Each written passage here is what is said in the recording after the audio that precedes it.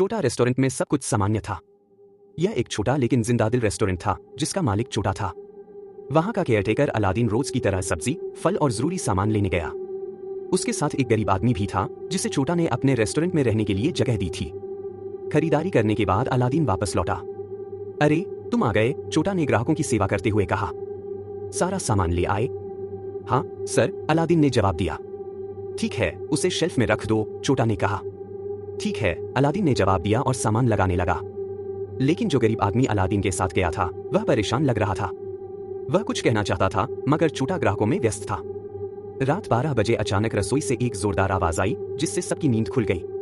छोटा और उसका बॉडीगार्ड असैसिन भागते हुए रसोई में पहुंचे। वहां का नजारा देख उनके होश उड़ गए। रसोइया जमीन पर पड़ा था, उसका हाथ बुरी तरह कट गया था और खून बह रहा था। उसकी डरी हुई नजरें अलादीन पर थीं, जो दीवार की ओर पीठ किए खड़ा था। कमरे में ताजे खून की गंध फैली हुई थी। रसोइया दर्द से चीख पड़ा। अलादीन, वो चाकू दो। मेरा हाथ। छोटा ने देखा कि अलादीन के हाथ में चमकता हुआ चाकू था जो खून से सना था। अलादीन, ये क्या कर रहे हो? चाकू नीचे रखो, छोटा चिल्लाया। धीरे धीरे अलादीन ने अपना सिर घुमाया, लेकिन उसका चेहरा अजीब लग रहा था, कुछ भयानक, कुछ असामान्य। और फिर उसने जोर से हंसना शुरू कर दिया। उसकी हंसी अजीब थी, डरावनी थी। पकड़ो इसे, छोटा ने चिल्लाया। लेकिन जैसे ही गरीब लोग उसे पकड़ने गए, उनके हाथ अलादीन के शरीर के आर पार चले गए। वह अचानक छत पर चढ़ गया, उसकी हरकतें किसी भयानक कीड़े जैसी थीं। वह अपने नुकीले नाखूनों से लकड़ी पर लटक रहा था, उसका शरीर अजीब तरीके से मरोड़ खा रहा था।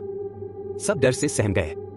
तभी गरीबों में से एक आदमी आगे बढ़ा और कांपती आवाज में बोला, छोटा, मैंने आपको दिन में कुछ बताने की कोशिश की थी।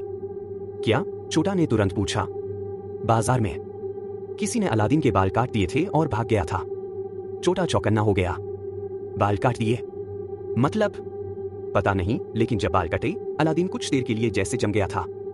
उसे दर्द हुआ था। फिर वह सामान्य लगने लगा तो मैंने कुछ नहीं कहा। लेकिन शायद सब वहीं से शुरू हुआ था। छोटा को एक झटका लगा। बाल, यह काले जादू का काम है।